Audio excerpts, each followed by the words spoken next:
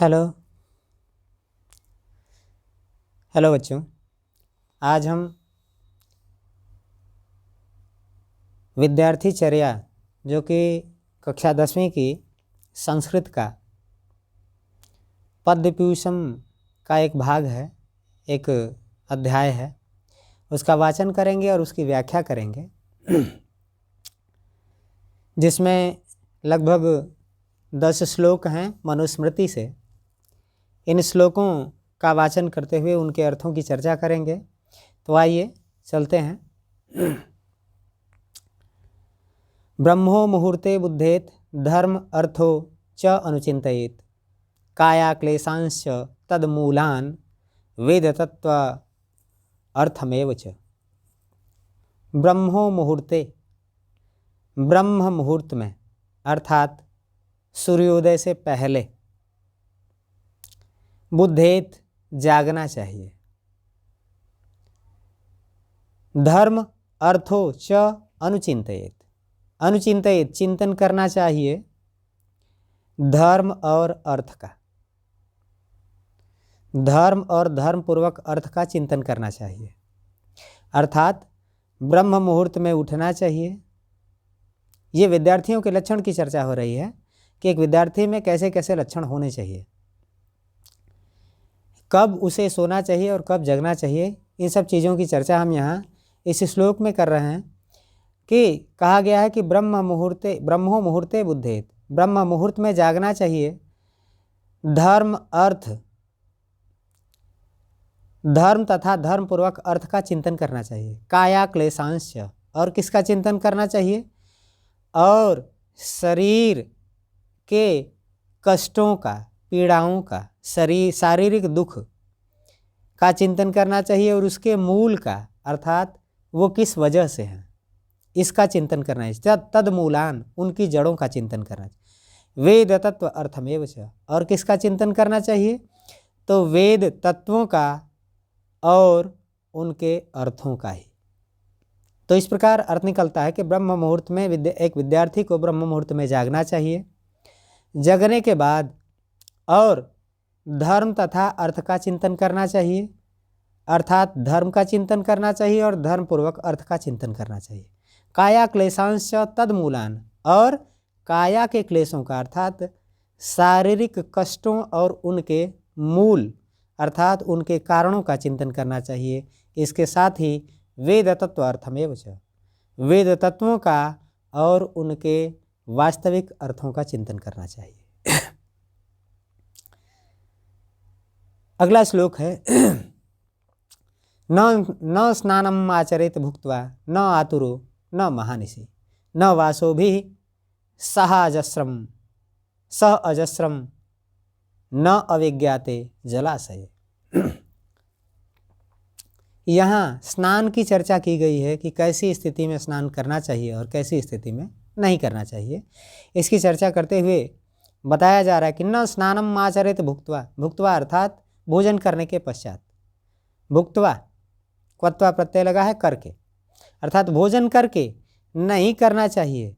स्नानम आचरित, स्नान का आचरण, अर्थात भोजन करने के बाद स्नान नहीं करना चाहिए। न आतुरो न महानिशि, न आतुरो, आतुर अर्थात दुखी, पीड़ित या रोगी की अवस्था में स्नान नहीं करना चाहिए।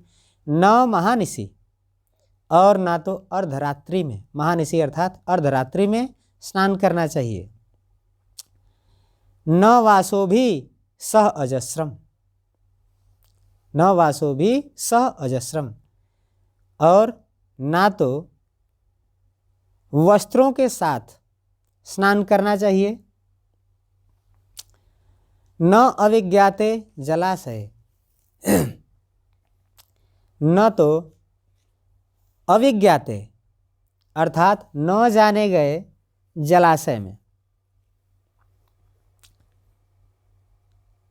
ऐसा कहा जा रहा है कि स्नान का आचरण कैसी स्थिति में करना चाहिए। इसके बारे में कहा जा रहा है कि न तो भोजन करके स्नान करना चाहिए, न तो रोगी होने पर स्नान करना चाहिए, न अर्धरात्रि में स्नान करना चाहिए, न वासो भी सह, और ना तो वस्त्रों के साथ स्नान करना चाहिए।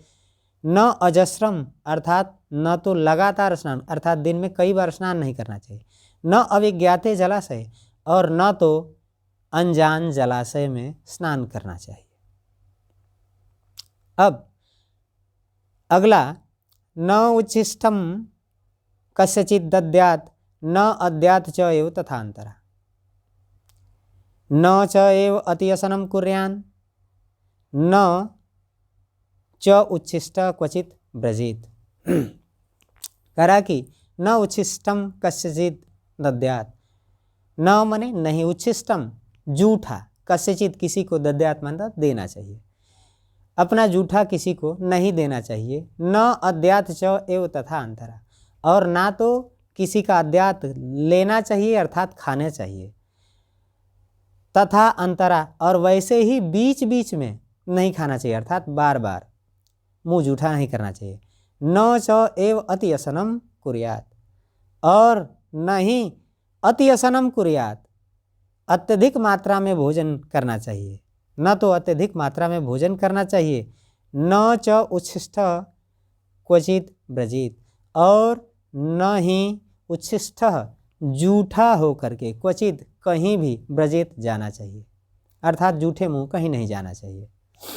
तो पूरा अर्थ यह निकला कि न उच्छिष्टम कस्यचित् दद्यात्, न तो जूठा किसी को देना चाहिए, न तो किसी का लेना चाहिए, न तो बीच बीच में खाना चाहिए, और ना तो अत्यधिक मात्रा में भोजन करना चाहिए, और ना तो जूठा मुंह कहीं जाना चाहिए। अभिवादनशीलस्य नित्यं वृद्धोपसेविनः चत्वारि तस्य वर्धन्ते आयुः विद्या यशो बलम्। करा कि अभिवादनशील के अर्थात विद्यार्थी जीवन में जो अभिवादनशील हैं अर्थात अपने से बड़ों का नमस्ते प्रणाम करते हैं, नित्यम वृद्धोपसेविनः और नित्य अपने बड़े बुजुर्गों की सेवा करते हैं, चत्वारि तस्य वर्धन्ते, ये चार चीज़ें, तस्य मतलब उसकी, वर्धन्ते मतलब बढ़ती हैं। क्या क्या? आयु विद्या यशो बलम, आयु बढ़ती है, विद्या बढ़ती है, यश बल बढ़ता है और बल बढ़ता है। अर्थात पूरा अर्थ यह निकला कि जो विद्यार्थी अपने विद्यार्थी जीवन में अभिवादनशील है अर्थात अपने बड़े बुजुर्गों का अभिवादन करता है, उनकी वृद्धों की सेवा करता है, उसकी चार चीज़ें लगातार बढ़ती हैं, वो हैं आयु, विद्या, यश और बल। आर्द्रपादः तु भुंजीत न आर्द्रपादः तु संविशेत, आर्द्रपादस्तु भुंजानो दीर्घम आयु आपनुयात। करा कि आर्द्रपाद, आर्द्र मतलब गीले, पाद मतलब पैर, गीले पैर निश्चित रूप से भुंजित भोजन लेना चाहिए, खाना चाहिए। न आर्द्रपादस्तु संविशेत, लेकिन सोना नहीं चाहिए। आर्द्रपादस्तु अर्थात गीले पांव, न आर्द्रपादस्तु संविशेत, नहीं गीले पैर संविशेत सोना चाहिए, गीले पैर खाना चाहिए, गीले पैर सोना नहीं चाहिए। आर्द्रपादस्तु भुंजानो अर्थात गीले पैर भोजन करता हुआ दीर्घम आयु आपनुयात, लंबी आयु को प्राप्त होता है। पूरा अर्थ निकला कि गीले पैर भोजन करना चाहिए, गीले पैर सोना नहीं चाहिए, गीले पैर भोजन करता हुआ व्यक्ति दीर्घम आयु आपनुयात, लंबी उम्र को प्राप्त होता है। सत्यम ब्रूयात प्रियम ब्रूयात न ब्रूयात सत्यम अप्रियम, प्रियम च न अनृतम ब्रूयात एषः धर्म सनातनः। सत्यम ब्रूयात सत्य बोलना चाहिए, प्रियम ब्रूयात प्रिय बोलना चाहिए, न ब्रूयात सत्यम अप्रियम नहीं बोलना चाहिए, सत्यम अप्रियम अप्रिय सत्य। यहाँ ब्रूयान लिखा है, उसमें न निकाल देंगे तो यहाँ ब्रूयात हो जाएगा, संधि जो हो रही है तो का नाम हुआ है, तो उस न को हम आगे लेके न ब्रूयात सत्यम अप्रियम अर्थात अप्रिय सत्य नहीं बोलना चाहिए। प्रियम च न अनृतम ब्रूयात, प्रिय और झूठ नहीं बोलना चाहिए, अर्थात कहने का तात्पर्य कि प्रिय लगने वाला और प्रिय लगने वाला झूठ नहीं बोलना चाहिए। एषः धर्म सनातन, एष धर्म सनातन, यही सनातन धर्म है अर्थात यही वास्तविक धर्म है, मनुष्य जीवन का यही वास्तविक धर्म है। कि सत्य बोलना चाहिए, प्रिय बोलना चाहिए, अप्रिय सत्य नहीं बोलना चाहिए और प्रिय लगने वाला झूठ नहीं बोलना चाहिए। यही सनातन धर्म है। न पाणिपाद चपलो न नेत्र चपलो अनृजुः न स्यात् वाक् चपलश्च एव न परद्रोह कर्मधि। विद्यार्थी के लिए कहा गया है कि विद्यार्थी को न पाणिपाद चपलो, अर्थात पाणी मतलब हाथ और पाद मतलब पैर, हाथ पैरों से चपल अर्थात चंचल नहीं होना चाहिए। न नेत्र चपलो अनृजुः, और न तो उसे नेत्रों से चपल होना चाहिए और ना तो अनृजुः कठोर स्वभाव वाला होना चाहिए। न स्यात् वाक् चपलश्च एव, और नहीं होना चाहिए, नहीं हो वाक् चपलश्च एव, वाणी से चपल अर्थात वाणी से भी चपल चंचल नहीं होना चाहिए, अर्थात जब मर्जी तब कुछ भी नहीं बोलने वाला होना चाहिए। न परद्रोह कर्मधि, और नहीं होना चाहिए परद्रोह, दूसरों से ईर्ष्या या शत्रुता रखने वाले कर्म में लगने वाली बुद्धि वाला, अर्थात ऐसी बुद्धि वाला भी नहीं होना चाहिए जो दूसरों से शत्रुता रखने के कर्म में लगाने वाली हो। अर्थात ये विद्यार्थी के लक्षण हुए कि एक विद्यार्थी को हाथ पैरों से चंचल नहीं होना चाहिए, नेत्रों से चंचल नहीं होना चाहिए और कठोर स्वभाव वाला नहीं होना चाहिए। न स्यात् वाक् चपलश्च एव, और नहीं होना चाहिए वाणी से चपल अर्थात चंचल, और ऐसी बुद्धि वाला भी नहीं होना चाहिए जो परद्रोह कर्म वाली हो, अर्थात दूसरों से द्वेष रखने वाले कर्म में लगाने वाली, अर्थात दूसरों से शत्रुता के कर्म में लगाने वाली बुद्धि नहीं होनी चाहिए। सर्वलक्षण हीनो अपि यह सदाचारवान नरः श्रद्धानो अनुसूयश्च शतं वर्षाणि जीवति। करा कि सर्वलक्षण हीन होने पर भी, अर्थात सभी लक्षणों से हीन होने पर भी यह सदाचारवान नरः, सारे लक्षणों से हीन होने पर भी जो नर अर्थात मनुष्य क्या है, सदाचारवान है, अर्थात सदाचारी है, अच्छे आचरण वाला है। श्रद्धानो अर्थात दूसरे लोगों की बातों पर श्रद्धा रखने वाला है। अनुसूयश्च दूसरों की निंदा नहीं करने वाला है। शतं वर्षाणि जीवति, ऐसा सदाचारी व्यक्ति सभी लक्षणों से हीन होने पर भी शतं वर्षाणि जीवति 100 वर्षों तक जीता है।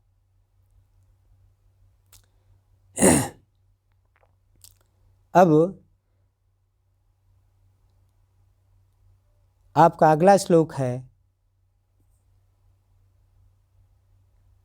सर्वं परवशं दुखम सर्वात्मवशं सुखम एतद् विद्यात् समासेन लक्षणम सुख दुखे। कह रहा कि सर्वलक्षणम सर्वं परवशं दुखम, अर्थात यहाँ कहा गया कि संसार में दुख और सुख दोनों है। कैसे जानेंगे कि दुख का कारण क्या है, अर्थात किसे हम दुख मानेंगे और किसे सुख। तो कहा गया है कि सर्वं परवशं दुखम, जो चीज़ें दूसरों के वश में है, आपके वश में नहीं है, वही दुख का कारण है, अर्थात वो सब कुछ दुख है जो आपके वश में नहीं है। सर्व आत्मवशम सुखम, जो स्वयं के वश में है वही सुख है। एतद् विद्यात् समासेन, एतद् मतलब ऐसा विद्यात् जानना चाहिए, समासेन संक्षेप में, लक्षणम सुख दुखयो, सुख दुख का लक्षण। एकाकी चिंतयेत नित्यम विविक्ते हितात्मना एकाकी चिंतयानो ही परम श्रेयो अधिगच्छति। करा कि एकाकी चिंतयेत, एकांत में चिंतन करना चाहिए। एकाकी चिंतयेत नित्यम हमेशा, विविक्ते एकांत में, अकेले होकर एकांत में चिंतन करना चाहिए। हितात्मना अपने हित की,